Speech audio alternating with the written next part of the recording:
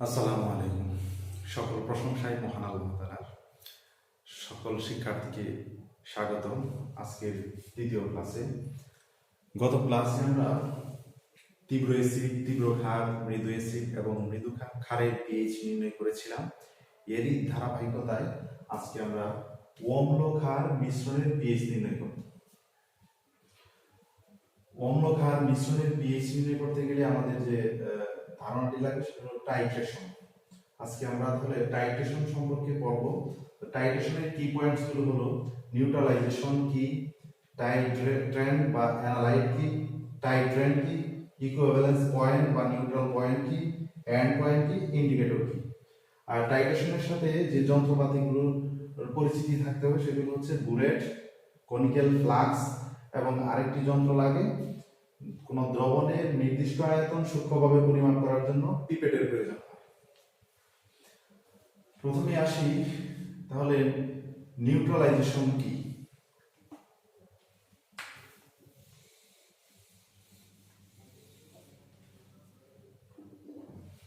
Neutralisation হলো আমরা যখন টাইট্রেশন করব তাহলে টাইট্রেশনের ডেফিনেশনটা হলো মনে করি এখানে একটি দ্রবণ, এখানে আরেকটি দ্রবণ, অ্যাসিড এবং ক্ষার। এই অ্যাসিডের ঘনমাত্রা আমার জানা নাই আর এই ক্ষারের ঘনমাত্রা মনে করি জানা আছে 0.1 মোলার। মনে করি এখানে সোডিয়াম হাইড্রোক্সাইড আর এখানে মনে করি HCl। তাহলে টাইট্রেশন হলো জানা দ্রবণের সাহায্যে, যার ঘনমাত্রা জানা সেটাকে আমরা বলতেছি জ্ঞাত দ্রবণ বা নোন সলিউশন। জানা দ্রবণের সাহায্যে অজানা দ্রবণের ঘনমাত্রা নির্ণয়ের পদ্ধতিকে বলা হয় টাইট্রেশন। ঘনমাত্রা আমরা গত ক্লাসে বলেছিলাম যে প্রতি লিটার দ্রবণে দ্রবীভূত দ্রব্যের মোল সংখ্যাকে বলা হয় মোলারিটি বা ওই দ্রবণের ঘনমাত্রা। তাহলে আমরা অ্যাসিড এবং ক্ষার যদি আরেকটি পাত্রে মিশ্রিত করি সেই মিশ্রণের পিএইচ কত হবে সেটি নির্ণয় করব। তার জন্য আমরা টাইট্রেশন আগে বুঝে আসি। তাহলে অ্যাসিড এবং ক্ষার মিশ্রিত করলে সেটা হবে টাইট্রেশন। তাহলে টাইট্রেশন করতে গেলে আমাদের প্রথম কি পয়েন্টস হলো নিউট্রালাইজেশন। নিউট্রালাইজেশন কি? অ্যাসিড এবং ক্ষার, যেমন তীব্র অ্যাসিড HCl এবং তীব্র ক্ষার সোডিয়াম হাইড্রোক্সাইড যদি মিশ্রিত করা হয় তাহলে সোডিয়াম ক্লোরাইড প্লাস পানি। এই বিক্রিয়ায় আমরা দেখতে পাচ্ছি এটি হলো অ্যাসিড, এটি হলো বেস, সল্ট, ওয়াটার। তীব্র অ্যাসিড এবং এখানে তীব্র ক্ষার। তাহলে অ্যাসিড এবং ক্ষার বিক্রিয়া করে লবণ এবং পানি উৎপন্ন করার বিক্রিয়াকে বলা হয় প্রশমন বিক্রিয়া বা নিউট্রালাইজেশন। তাহলে তুল্য পরিমাণ অ্যাসিড, তুল্য পরিমাণ ক্ষার পরস্পর বিক্রিয়া করে সম্পূর্ণ লবণ পানি উৎপন্ন করার বিক্রিয়াকে বলা হয় নিউট্রালাইজেশন বা প্রশমন বিক্রিয়া। এই প্রশমন বিক্রিয়াটি আমাদের এই চিত্রে এই কনিক্যাল ফ্লাক্সে হবে। যখন এখান থেকে নির্দিষ্ট পরিমাণ দ্রবণ এখানে দেওয়া হবে, আবার এখানেও নির্দিষ্ট পরিমাণ দ্রবণ থাকবে, দুটি মিশ্রিত হলে যে বিক্রিয়াটি হবে সেই বিক্রিয়াটি হবে প্রশমন বিক্রিয়া। তাহলে টাইট্রেন্ট কি বা অ্যানালাইট কি? আমরা দেখতে পাচ্ছি আমাদের টাইট্রেশনের জন্য দুটি দ্রবণের প্রয়োজন হবে। এই দুটি দ্রবণ দুটি যন্ত্রে নিতে হয়, কনিক্যাল ফ্লাক্সে নিতে হয় একটি, আর একটি নিতে হয় বুরেটে। এই যন্ত্রটির নাম হচ্ছে বুরেট, এটি হলো কনিক্যাল ফ্লাক্স। সাধারণত যে দ্রবণের ঘনমাত্রা জানা থাকে না অর্থাৎ আননোন থাকে সেই দ্রবণটাকে আমরা বলতেছি অ্যানালাইট। যেমন এই ক্ষেত্রে আমি বলতেছি যে সোডিয়াম হাইড্রোক্সাইডের ঘনমাত্রা জানা আছে, কাজেই এটি আমাদের জানা দ্রবণ। HCl এর ঘনমাত্রা জানা নাই, এটি হলো অজ্ঞাত দ্রবণ। এই অজ্ঞাত দ্রবণটিকে বলা হয় অ্যানালাইট বা টাইট্রেশনের সময় যে দ্রবণের ঘনমাত্রা নির্ণয় করতে হবে তাকে বলা হয় অ্যানালাইট। সাধারণত এই অ্যানালাইটকে আমরা কনিক্যাল ফ্লাক্সে নিয়ে থাকি। তাহলে টাইট্রেন্ট কি? যে দ্রবণের ঘনমাত্রা জানা থাকে বা যার সাহায্যে অজানা দ্রবণের ঘনমাত্রা নির্ণয় করা হয় সেই দ্রবণটিকে বলা হয় টাইট্রেন্ট। তাহলে এইখানে যেহেতু এর ঘনমাত্রা জানা আছে, এই জানা ঘনমাত্রার দ্রবণকে সাধারণত বুলেটে নেওয়া হয়, এই দ্রবণটিকে বলা হয় টাইট্রেন্ট অর্থাৎ নন সলিউশন, আর এটা হলো আননোন সলিউশন।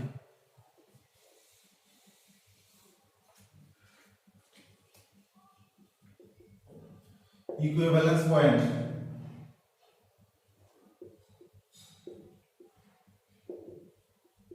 বা প্রশমন বিন্দু।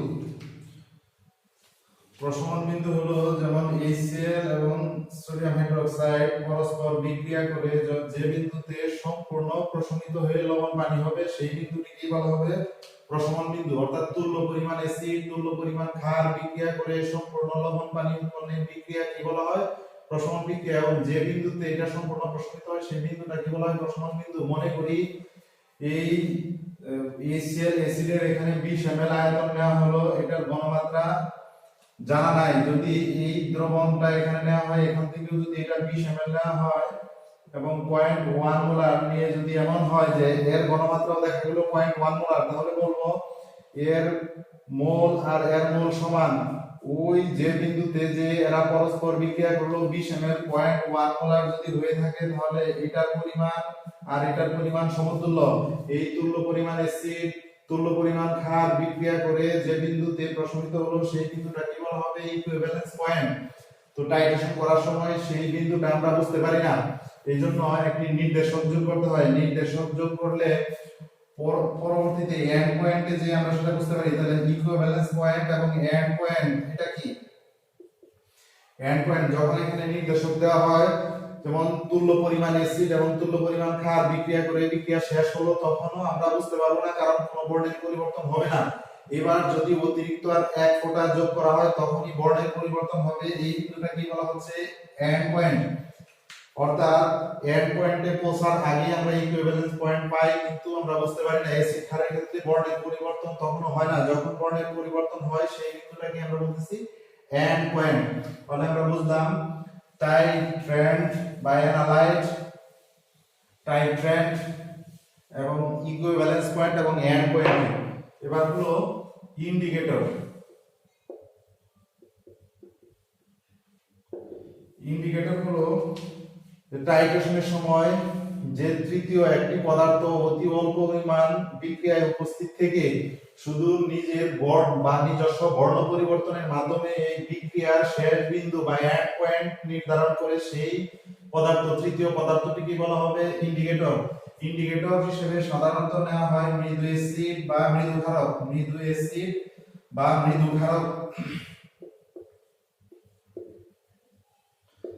কিভাবে এই টাইট্রেশন কাজ করে? যদি আমি মৃদু অ্যাসিড চিন্তা করি, মৃদু অ্যাসিড HIN, এটা মনে করলাম একটা অম্লীয় নির্দেশক, যেমন মিথাইল গ্রেড, মিথাইল অরেঞ্জ, এরা হলো অম্লীয় নির্দেশক। pH থাকে 7 এর নিচে। এই অম্লীয় নির্দেশক যেহেতু এটা মৃদু একটা অ্যাসিড, মনে করি H+ এবং I- এই হিসেবে আয়নিত হয়। আর যদি মৃদু ক্ষারক যেমন ফেনফথ্যালিন, মনে করি INOH, একটি ক্ষারীয় নির্দেশক, যেহেতু pH থাকে 7 এর উপরে, এটাকে এইভাবে লেখা যায় IN+ OH-।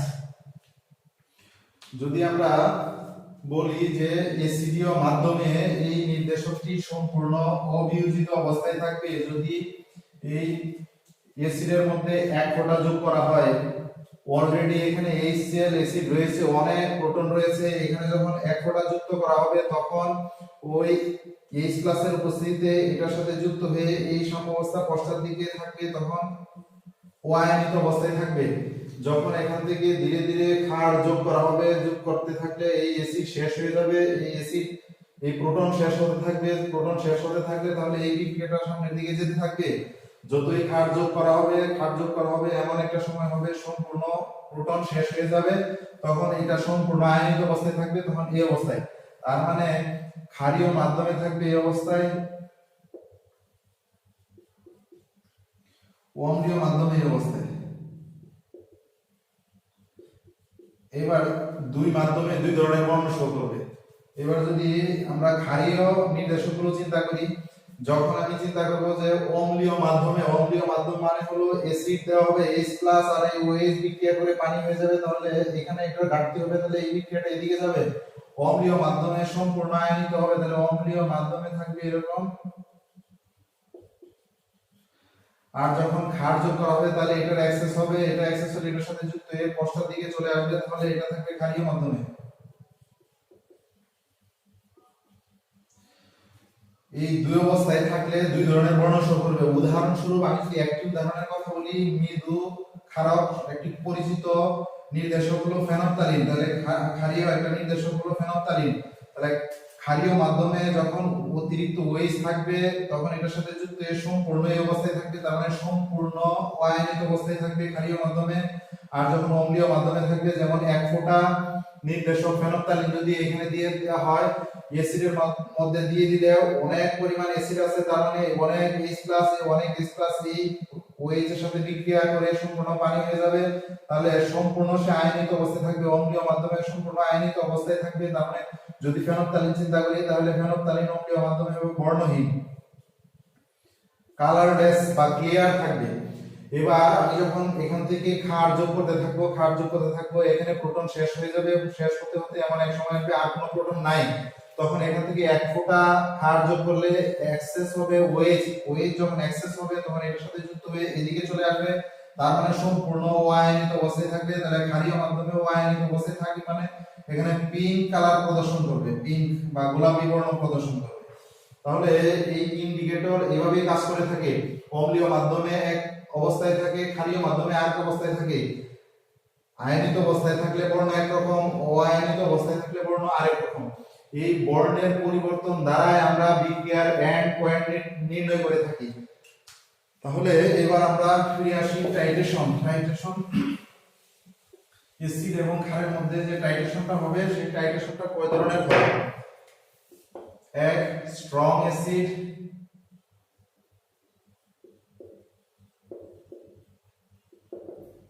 এবং স্ট্রং বেস। দুই, স্ট্রং অ্যাসিড উইক বেস। তিন, উইক অ্যাসিড স্ট্রং বেস। আবার উইক অ্যাসিড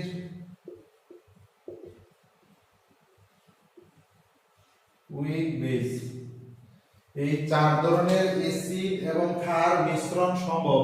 এই চার ধরনের মিশ্রণের জন্য পিএইচ আমরা নির্ণয় করে দেখাবো। আজকে শুধুমাত্র আমরা এই স্ট্রং অ্যাসিড স্ট্রং বেস এর মিশ্রণের পিএইচ কিভাবে নির্ণয় করতে হয়, বা স্ট্রং অ্যাসিড বনাম স্ট্রং বেস বা স্ট্রং অ্যাসিডের সাথে স্ট্রং বেস মিশ্রিত করলে পিএইচ কিভাবে নির্ণয় করা হয়, এর পিএইচ কেমন হবে, এর লেখচিত্র কেমন হবে, বিস্তারিত আজকে আমরা দেখাবো। তাহলে টাইট্রেশন করতে গেলে আমাদের একটু ধারণা থাকতে হবে টাইট্রেশন কয় ধরনের আছে। একটু বলে নিচ্ছি, এই টাইট্রেশন অনেক ধরনের হতে পারে। এখন এখানে যা দেখালাম শুধুমাত্র অ্যাসিড বেস টাইট্রেশন। তাহলে অ্যাসিড বেস টাইট্রেশন। দুই হলো pH metric titration, oxidation reduction.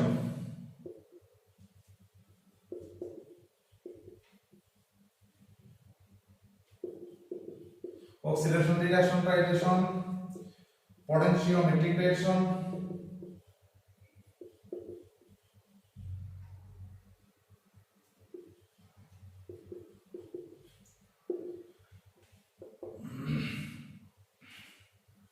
কমপ্লেক্সোমেট্রিক titration,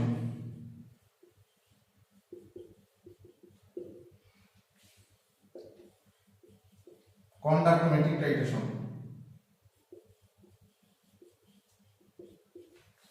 আমাদের 6 ধরনের টাইট্রেশন আমরা সচরাচর দেখে থাকি বা আমরা ল্যাবরেটরিতে এই পদ্ধতিগুলো ব্যবহার করি অ্যাসিড বেস টাইট্রেশন করার জন্য। তাহলে অ্যাসিড বেস টাইট্রেশন কি? অ্যাসিড এবং ক্ষার টাইট্রেশনে আমরা সাধারণত নির্দেশক ব্যবহার করি। অ্যাসিড ক্ষার টাইট্রেশনে যখন নির্দেশক ব্যবহার করে বা আয়তন নির্ণয়ের সাহায্যে টাইট্রেশন করা হয় তখন এটা হয় অ্যাসিড বেস টাইট্রেশন। যখন পিএইচ নির্ণয়ের সাহায্যে বা পিএইচ মিটার ব্যবহার করে পিএইচ নির্ণয়ের সাহায্যে টাইট্রেশন করা হয় তখন এটাকে বলা হয় পিএইচ মাত্রিক টাইট্রেশন। যখন জারক এবং বিজারক পদার্থের মধ্যে টাইট্রেশন হয় তখন এটা জারক বিজারক টাইট্রেশন। বিভব নির্ণয় করে যে বা ভোল্টামিটার নির্ণয় করে যে টাইট্রেশন করা হয় সেগুলো পটেনশিওমেট্রিক টাইট্রেশন। জটিল মাত্রিক টাইট্রেশন সাধারণত একটা কমপ্লেক্স গঠন করা হয়, সেই টাইট্রেশনটাকে বলা হয় কমপ্লেক্সোমেট্রিক টাইট্রেশন। আর কন্ডাক্টোমিটার বা পরিবাহিতা মাপক যন্ত্র ব্যবহার করে কোন দ্রবণের পরিবাহিতা নির্ণয়ের সাহায্যে যে টাইট্রেশন করা হয় তাকে বলা হয় পরিবাহিতা মাত্রিক টাইট্রেশন। আমাদের উচ্চ মাধ্যমিকে এই দুইটা সম্পর্কে আমাদের চতুর্থ অধ্যায়ে প্রয়োজন হবে। আর পরিমাণগত রসায়নে জারণ বিজারণ টাইট্রেশন রয়েছে, এই ক্ষেত্রে আমরা নির্দেশক ব্যবহার করি, এখানে নির্দেশকের প্রয়োজন হয় না, এদিকে এই টাইট্রেশন বলতে নির্দেশকের প্রয়োজন হয় না। আজকে আমরা তাহলে অ্যাসিড বেস টাইট্রেশন, যেটা strong acid strong base titration, এটা আমরা দেখাচ্ছি।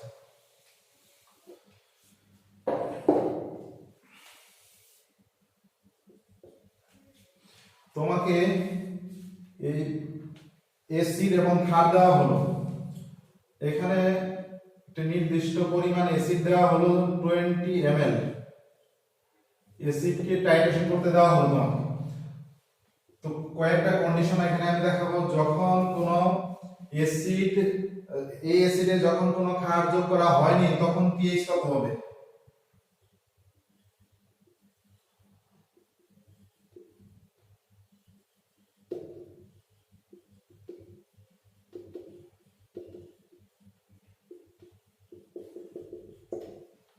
আরেকটি কন্ডিশন হলো এখানে 10 ml ক্ষার যোগ করা হলো,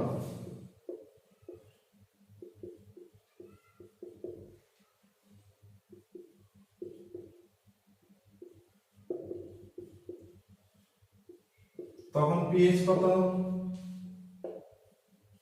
20 ml সোডিয়াম হাইড্রোক্সাইড যোগ করা হলো, তখন পিএইচ কত।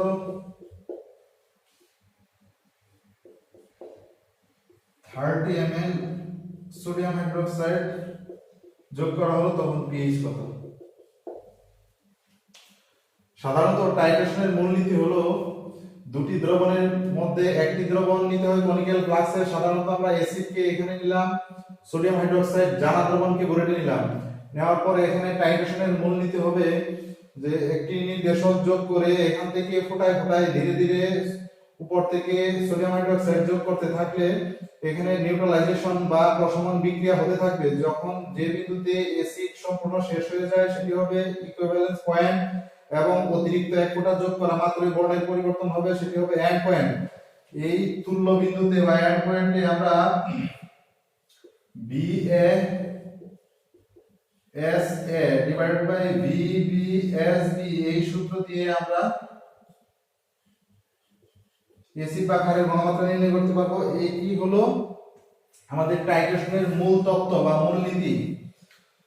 যদি বলা হয় যে 20 ml অ্যাসিডকে সম্পূর্ণ প্রশমিত করতে 0.1 মোলার এর 20 ml দ্রবণের প্রয়োজন হয়, তাহলে এটার ঘনমাত্রা কত। তাহলে এখান থেকে এই সূত্র প্রয়োগ করে আমি সহজে বের করতে পারি অ্যাসিডের ঘনমাত্রা SA এর 20 ml কে প্রশমিত করতে এর 20 ml লাগে, তাহলে এর ঘনমাত্রা কত। তাহলে এখান থেকে আমরা NaBbSb divided by NaVa equal to এই অ্যাসিড এবং ক্ষারের যে বিক্রিয়াটি, অ্যাসিড এবং ক্ষারের বিক্রিয়াটি আমরা দেখতে পাই HCl plus sodium hydroxide equal to sodium chloride plus পানি। এখান থেকে দেখতে পাচ্ছি 1 মোলের সাথে 1 মোল প্রয়োজন হয়, তাহলে এখানে Na এবং Nb এরা পরস্পর সমান।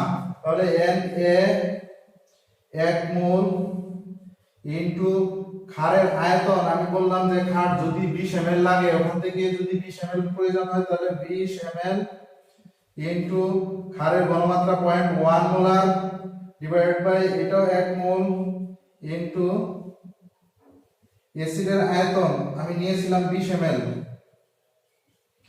তাহলে এখান থেকে বের হয়ে যাচ্ছে 0.1 মোলার ঘনমাত্রা। যদি 0.1 মোলার সোডিয়াম হাইড্রোক্সাইড 20 ml দ্রবণ দ্বারা 20 ml অ্যাসিডকে প্রশমিত করা হয়, তাহলে অ্যাসিডের ঘনমাত্রা আমরা ইজিলি বের করে দিলাম। তাহলে জানা দ্রবণের সাথে অজানা দ্রবণের ঘনমাত্রা বের হয়ে গেল। তাহলে মনে করি এই দ্রবণের ঘনমাত্রা 0.1 মোলার।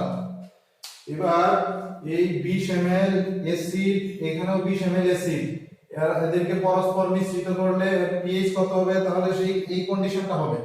কিন্তু আমি এখন প্রথম থেকে যদি চিন্তা করি যে এখানে আমি 20 ml অ্যাসিড নিয়েছি, এই 20 ml acid 0.1 molar 20 ml acid নেওয়া হয়েছে। এবার এখান থেকে আমি 2 ml যোগ করব, 2 ml যোগ করে এটার সাথে আমি পিএইচ মিটার কানেকশন দিব, তখন এর পিএইচ কত হবে।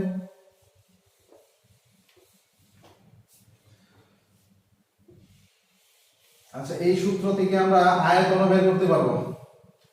তার মানে এখানে যদি আয়তন দেওয়া না থাকে, এই তিনটা দেওয়া থাকে, তাহলে আয়তন বের করতে পারবো। তাহলে এই টাইটেশনের এই মূল সূত্র থেকে আমরা ঘনমাত্রা অথবা আয়তন ইজিলি বের করতে পারবো। এবার আমি এই চারটা কন্ডিশন এখানে দেখাবো।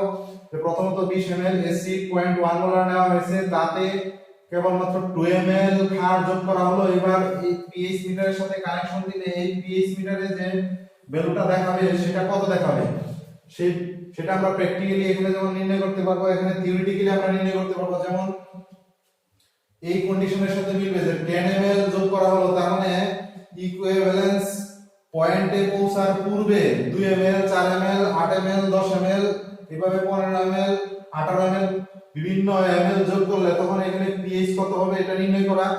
আর তারও আগে যদি চিন্তা করি যে এখান থেকে কোনো ক্ষারক যোগ করা হয়নি, তাহলে এখানে পিএইচ কত হবে, যেটা প্রথম কোশ্চেন, এটা আমরা আগেই নির্ণয় করেছি। তাহলে আমরা চারটা কোশ্চেন আমরা উত্তর দিব।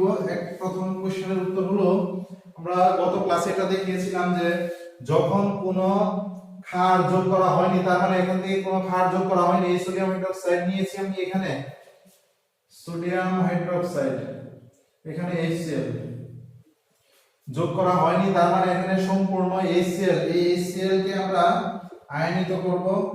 গত ক্লাসে আমরা দেখিয়েছিলাম যে 0.1 মোলার যেহেতু, তাহলে এটাও 0.1 মোলার, সুতরাং pH -log of H plus ion -log of 0.1, that is 1।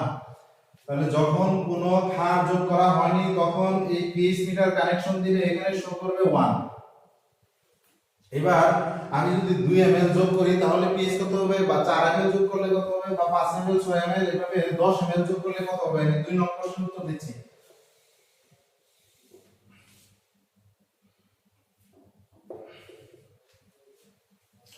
আমি যদি এই বিক্রিয়ার দিকে চিন্তা করি যে 1 মোলকে সম্পূর্ণ প্রশমিত করে 1 মোল, তাহলে এই ক্ষেত্রে আমার যে অ্যাসিডটা আছে এখানে হলো 20 ml 0.1 মোলার, তাহলে এখানে আমি যদি n ইকুয়াল টু বের করতে চাই CV, আমরা জানি C is equal to n/v, তাহলে n ইকুয়াল টু CV, এটা বোঝাচ্ছে যে লিটারে আয়তনের সাথে ঘনমাত্রা গুণ করলে সেটা মোল হয়ে যাবে, লিটারে আয়তনের সাথে ঘনমাত্রা গুণ করলে সেটি মোল হয়ে যাবে। তাহলে আমরা এখানে অ্যাসিডের মোল এবং ক্ষারের মোল আমরা বের করে ফেলতে পারি।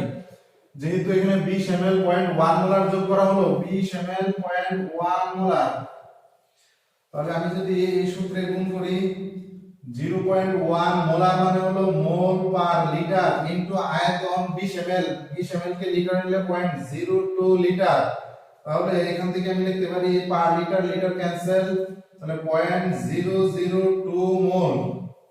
এখানে আমার 20 ml অ্যাসিড আছে মানে হলো 0.002 মোল অ্যাসিড রয়েছে, তার মধ্যে যোগ করা হলো 10 ml, তাহলে এটা যদি HCl এর মোল হয় তাহলে n মোল অফ ক্ষার সেটা আমরা বের করতে পারি এই সূত্র দিয়ে।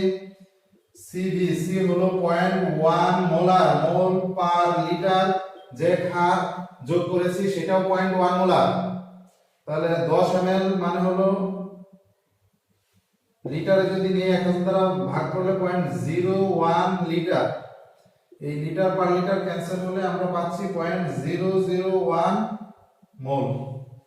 এবার আমরা এই বিক্রিয়ার দিকে তাকালে বলতে পারতেছি যে ওই 20 ml মানে হলো 0.002 মোল অ্যাসিড প্রাথমিকভাবে আছে, ওখান থেকে আমি যোগ করেছি 0.001 মোল ক্ষার। বিক্রিয়া থেকে দেখাচ্ছে 1 মোল অ্যাসিড 1 মোল ক্ষার দ্বারা প্রশমিত হয়, 1 মোল অ্যাসিড 1 মোল ক্ষার দ্বারা প্রশমিত হয়। তাহলে এই দুইটা মোলের মধ্যে আমরা দেখতে পাচ্ছি এটা হলো কম, যে পদার্থের পরিমাণ কম থাকবে সেটি হলো আমাদের লিমিটিং বিক্রিয়ক। এখানে সোডিয়াম হাইড্রোক্সাইডের পরিমাণ যেহেতু কম, তাহলে এটাই হলো লিমিটিং বিক্রিয়ক। 1 মোলের সাথে 1 মোল অ্যাসিড যে প্রশমিত হয়, তাহলে এত মোলের সাথে এত মোল অ্যাসিড প্রশমিত হবে, তাহলে এটা সাথে এটা যদি চলে যায় মাইনাস করলে বাকিটুকু থেকে যাবে, তাহলে সুতরাং অতিরিক্ত HCl এর মোল যদি এটা চলে যায় এখানে, তাহলে -0.001 মোল, এখানে -0.001 মোল, এখানে উৎপন্ন হবে 0.001 মোল লবণ। তাহলে এখানে এটা 0 হয়ে গেল, এটা থেকে এটা বাদ দিলে থাকবে হলো 0.002 -0.001 মোল ইকুয়াল টু 0.001 মোল অতিরিক্ত অ্যাসিড থেকে যাবে এই কনিক্যাল ফ্লাক্সে। এবার এখানে মোট আয়তন কতটুকু? মোট আয়তন হলো মিশ্রণের মোট আয়তন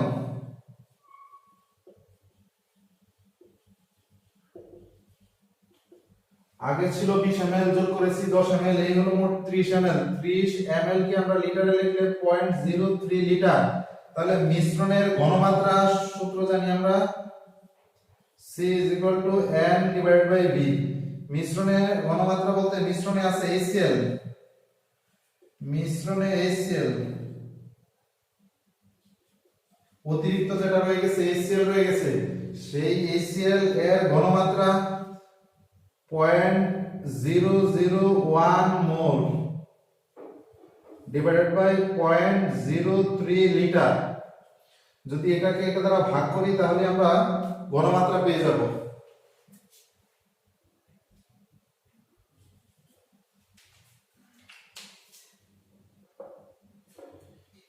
অতঃপর এই HCl এর ঘনমাত্রা যদি এত হয় তাহলে তীব্র অ্যাসিডের ক্ষেত্রে ঘনমাত্রা কিভাবে নির্ণয় করতে হবে? আমাদের জানা আছে HCl আয়নিত করব,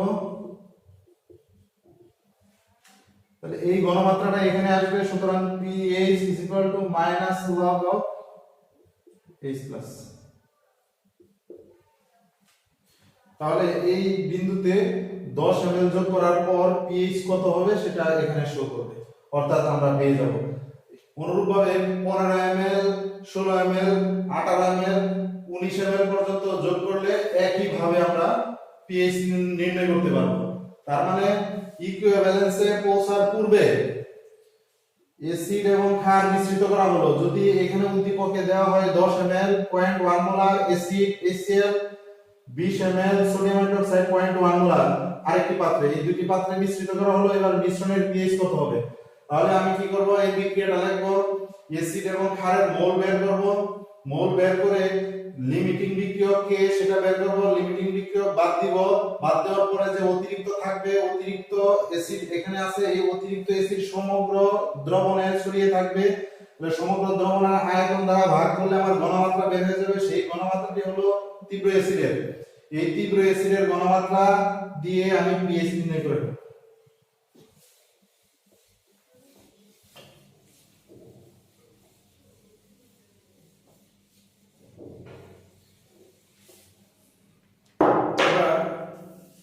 ml টোটালটা যদি আমি এই 20 ml আর এখানে 20 ml এখানে মিশ্রিত করি তখন pH কত হবে? অনুরূপভাবে আমি মোল বের করব, HCl এর মোল। এখানে যে HCl টা নিয়েছিলাম সেটা 20 ml 0.1 মোলার। তাহলে HCl CV = 0.1 mole per litre into আয়তন হলো 0.02 লিটার ইকুয়াল টু 0.002 মোল। অনুরূপভাবে ক্ষারের মোল হলো equal CV = 0.1 mole per litre into 0.02 litre equal to 0.002 মোল। যেহেতু এখানে দুটি পদার্থের মোল সংখ্যা সমান, কাজে এখানে কোনো লিমিটিং বিক্রিয়ক নেই। এক মোলকে সম্পূর্ণ প্রশমিত করে 1 মোল ক্ষার, তাহলে এত মোলকে এত মোল ক্ষার প্রশমিত করে এখানে 0 0 হয়ে যাবে। এখানে 0.002 মোল লবণ হবে এবং পানি হবে। লবণ এবং পানি এর দ্রবণ সম্পূর্ণ নিরপেক্ষ। এই সম্পূর্ণ নিরপেক্ষ হলে জলীয় দ্রবণের pH কত হবে? সেটাই হবে এর pH। তাহলে H+ এবং OH-। এই পানিতে H+ এর ঘনমাত্রা আমাদের জানা আছে 25 ডিগ্রি সেন্টিগ্রেড তাপমাত্রায় 1.0 × 10⁻⁷। সুতরাং pH -log of H+ এর ঘনমাত্রা, H+ এর ঘনমাত্রা -log of 1.0 × 10⁻⁷, that is 7। তাহলে যখন তীব্র অ্যাসিড এবং তীব্র ক্ষার সমান আয়তন যোগ করা হবে তখন ওই মিশ্রণের pH হবে 7। এখন এটা বিশ্লেষণ করতে দেওয়া হয়, তীব্র অ্যাসিড এবং তীব্র ক্ষার যখন সমপরিমাণ নেওয়া হয় তখন এর pH 7 হয় কেন? বিশ্লেষণ করো। বিশ্লেষণটা এটাই করতে হবে, তীব্র অ্যাসিড তীব্র ক্ষার এরা যেহেতু পরস্পর সমতুল্য পরিমাণ বিদ্যমান, তাই বিক্রিয়া করে সম্পূর্ণরূপে লবণ এবং পানি উৎপন্ন করবে। উক্ত লবণ সোডিয়াম ক্লোরাইড লবণটি পানিতে আদ্র বিশ্লেষণ হয় না, কারণ সোডিয়াম ক্লোরাইড প্লাস পানি আদ্র বিশ্লেষণ হলে যে বিক্রিয়াটি হবে HCl প্লাস সোডিয়াম হাইড্রোক্সাইড। এখানে সোডিয়াম আয়ন এবং ক্লোরাইড আয়ন, এই সোডিয়াম ক্লোরাইড লবণটি পানিতে আদ্র বিশ্লেষণ হয় না। কেন? কারণ হলো এখান থেকে এই পানি থেকে প্রোটন গ্রহণ করার টেন্ডেন্সি আর এর OH গ্রহণের টেন্ডেন্সি, এটা H প্লাস গ্রহণ আর এটা OH গ্রহণ।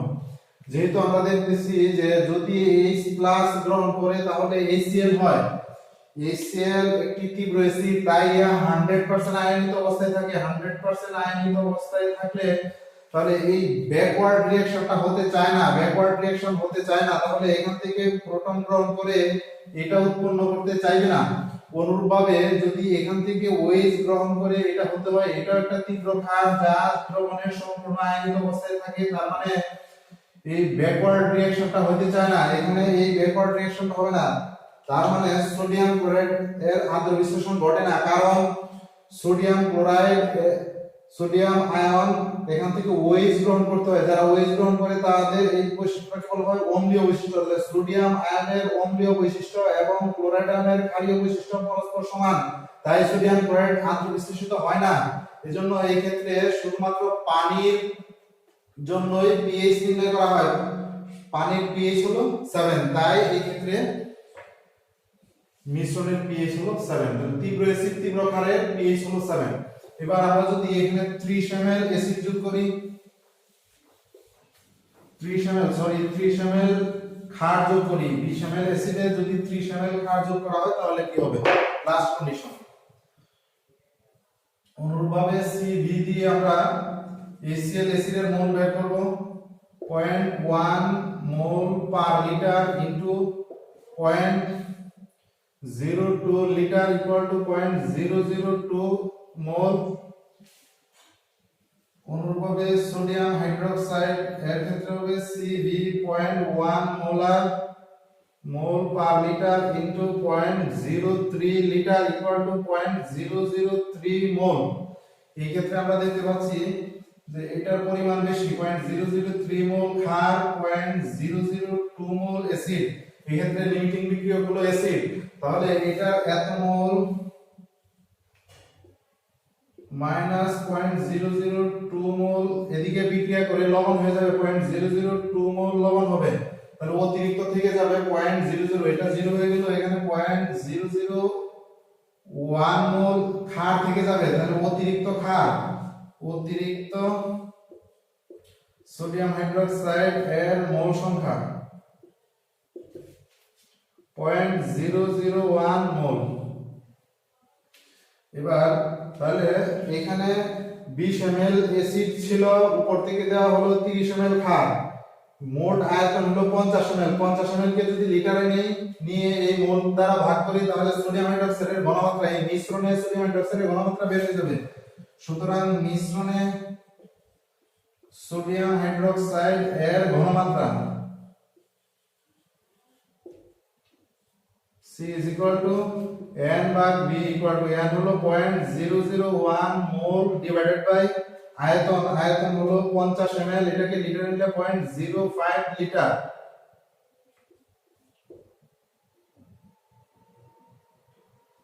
এখানে যে আনসারটা আসবে এত মোলারে। এবার সোডিয়াম হাইড্রোক্সাইডের ঘনমাত্রা আমার জানা হয়ে গেছে। যখন সোডিয়াম হাইড্রোক্সাইডের ঘনমাত্রা জানা হয়ে যাবে, এটা একটা তীব্র ক্ষার, তাহলে আমি pH নির্ণয় করতে পারবো। তাহলে এখানে যে ঘনমাত্রাটা আছে সেই ঘনমাত্রাটা এখানে আসবে, অতএব আমরা POH নির্ণয় করব, মাইনাস লগ অফ OH এর ঘনমাত্রা। যখন OH এর ঘনমাত্রা জানা থাকবে তাহলে pH হবে 14 মাইনাস POH, আমাদের বের হয়ে যাবে pH। তাহলে যখন কোনো ক্ষারক যোগ করা হয়নি তখন pH নির্ণয় কেমনে করলাম, যখন 10 ml যোগ করা হলো তখন, এবং যখন ইকুয়াল হলো তখন। এবার দেখানো হলো যখন ক্ষারক বেশি দেওয়া হবে তখন। এই চারটি কন্ডিশন এখানে রয়েছে, তার মানে এখান থেকে চারটি উদ্দীপক দেওয়া সম্ভব হবে।